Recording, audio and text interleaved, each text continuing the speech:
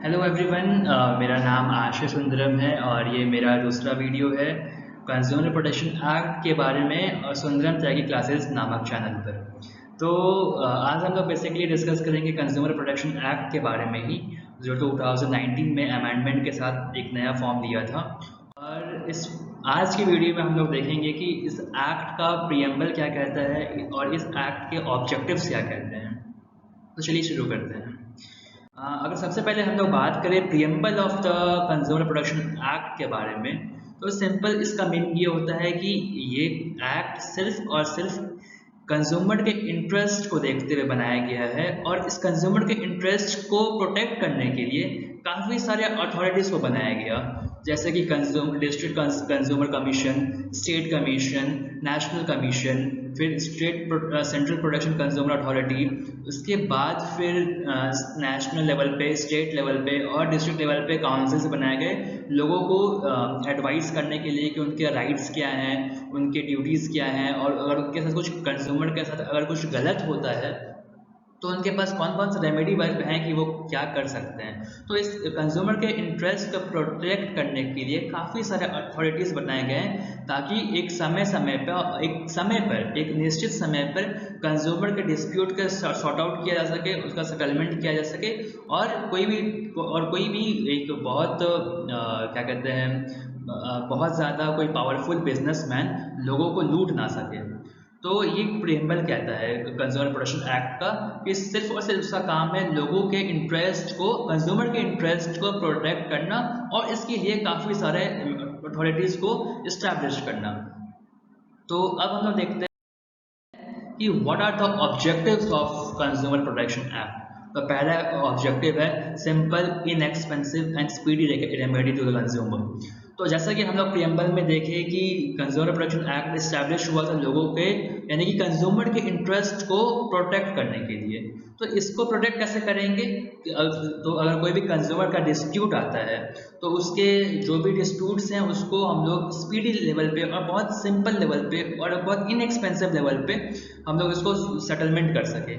हम लोग जैसा कि जानते हैं कि 1986 से पहले जो भी कंज्यूमर रिलेटेड डिस्प्यूट्स था, वो सारे डिस्प्यूट्स का sort out settlement civil court में होता था, जो कि काफ़ी ज़्यादा प्रोसीजर से भरा हुआ है, जो काफ़ी टाइम भी लगता था, और इस वजह से लोग बहुत ज़िंदगी से हताश होकर के, और कंज्यूमर लोग अपने प्रॉब्लम से हताश होकर के उसको अपने एक जीवन का पार्ट मान लेते थे और आगे बढ़ जाते थे। लेकिन अब वैसा दिक्कतें ना आए, इस वजह से काफ़ी सारे मैकेनिज्म, काफ़ी सारे एडमिनिस्ट्रेटिव अथॉरिटीज़ का इस्टेब्लिशमेंट हुआ, जैसे कि डिस्ट्रिक्ट कमीशन बनाया गया, स्टेट कमीशन बनाया गया, नेशनल कमीशन बनाया गया, काउंसिल्स बनाए गए, और इस बार 2019 के अमेंडमेंट में सेंट्रल प्रोटेक्शन अथॉरिटी का कॉन्सेप्ट लेकर के आया गया है। तो ये सब काम क्या है इन लोगों का कि वो जल्द से जल्द सिंपल वे में और बहुत कम रुपयों में, और रुपये ना के बराबर रुपये में, क्योंकि कोई कोर्ट फी नहीं है, किसी भी कमिश्नर का कोई कोर्ट फी नहीं है, ये बहुत इंपॉर्टेंट बात है। अगर आपके साथ कुछ भी बुरा होता है और आप किसी भी डिस्ट्रिक्ट कमीशन में जाके केस फाइल करते हैं, तो आपसे अगर कोई भी रुपया मांगता है तो आप उन्हें बताएं कि आप पैसा हमसे चार्ज नहीं कर सकते हैं, क्योंकि ये कोर्ट फी एकदम ज़ीरो है, और कोर्ट फी के मामले में कोई अभी रूल्स बना नहीं है कि कोई क्या district commission court fee charge कर सकते हैं। और उनका काम है कि स्पीडी रेमेडी प्रोवाइड करना। दूसरा जो ऑब्जेक्टिव है वो है कि protection from exploitation and unfair trade practices. बहुत सारे अनफेयर ट्रेड प्रैक्टिसेस होते हैं, बहुत सारे खराब एडवर्टाइजमेंट होते हैं, जो सेलिब्रिटीज़ काफ़ी गलत एडवर्टाइजमेंट करते हैं कि आप फेयर एंड लवली या कोई भी ब्यूटी क्रीम यूज़ करो तो आप बहुत गोरे हो जाओगे, ऐसा कुछ भी बहुत खराब एडवर्टाइजमेंट होता है। तो वो सब चीज़ों से भी कंज्यूमर प्रोटेक्शन एक्ट आपको प्रोटेक्शन प्रोवाइड करता है, और अगर कोई मैन्युफैक्चरर या रिटेलर आपको एक्सप्लॉइट करना चाहता है, कर रहा है, तो उससे भी आपको प्रोटेक्शन प्रोवाइड करता है। थर्ड ऑब्जेक्टिव है कि alternative function of civil code. जैसा कि अभी मैंने आपको बताया कि 1986 से पहले बहुत ज़्यादा कंज्यूमर डिस्प्यूट्स आने लगे थे, जिनका कि निवारण सिविल कोर्ट में होता था, जो कि बहुत ज़्यादा प्रोसीजर से भरा पड़ा है, क्योंकि वहाँ ऑलरेडी चोरी चमारी और काफ़ी ज़्यादा सिविल डिस्प्यूट्स आते हैं सिविल कोर्ट में। अब एक मजिस्ट्रेट बहुत हेक्टिक हो जाता था एक कंज्यूमर डिस्प्यूट्स को देखना और वो सारे अलग सिविल डिस्प्यूट्स को देखना। तो इसके लिए एक अलग मैकेनिज्म स्टेब्लिश किया गया, और कंज्यूमर प्रोटेक्शन एक्ट के अंतर्गत बहुत सारे एक 3 टियर जुडिशल बॉडी बनाया गया जो है डिस्ट्रिक्ट कमीशन, स्टेट कमीशन और नेशनल कमीशन।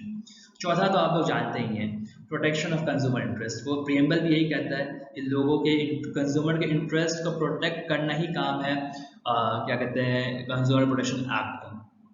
उसके बाद जो पांचवा ऑब्जेक्टिव है वो है सोशियो इकोनॉमिक लेजिस्लेशन, यानी कि सोशल लेवल पे बहुत कम रुपया में बहुत इकोनॉमिक लेजिस्लेशन प्रोवाइड करें, बहुत कम रुपयों में आपको बेनिफिट्स प्रोवाइड करना और आपको आपके कंज्यूमर डिस्प्यूट्स का निवारण करना। क्योंकि जैसा कि आपको पता है यहाँ पे आपको लॉयर्स का भी ज़रूरत नहीं है और कोर्ट फी जो है वो ना के बराबर है और इसके लिए कोई प्रॉपर रूल इस्टेब्लिश नहीं हुए हैं। तो आप कंज्यूमर फी आपसे कोई अगर कंज्यूमर कोर्ट में अगर आपसे कोई फीस मांगे तो आप उससे बताएं कि कोई ऐसा रूल इस्टेब्लिश नहीं है कि आप हमसे कंज्यूमर फी मांग सकें।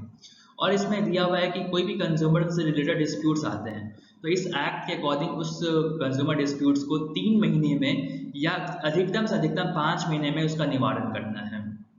और ये आपको 6 राइट्स प्रोवाइड करते हैं कंज्यूमर प्रोटेक्शन एक्ट। वो उस राइट्स के ऊपर भी मैं एक अलग वीडियो बनाऊंगा जो सिर्फ और सिर्फ आपके एक कंज्यूमर के क्या राइट्स होते हैं वो बता। आज की वीडियो में बस हम लोग इतना ही देखेंगे। थैंक यू सो मच मेरे साथ बने रहने के लिए, और इसके बाद भी मैं काफ़ी सारी वीडियोस लेकर के कंज्यूमर प्रोटेक्शन एक्ट के ऊपर मैं लेके आऊँगा। तब तक प्लीज़ आप इस वीडियो को लाइक करें, शेयर करें और चैनल को सब्सक्राइब करना एकदम ना भूलें। और आप मेरे में कुछ इम्प्रूवमेंट चाहते हैं या कुछ आप नया वीडियोज़ जिस पे आप चाहते हैं, आप वो अपना ओपिनियन कमेंट बॉक्स में ज़रूर बताएँ। Thank you so much.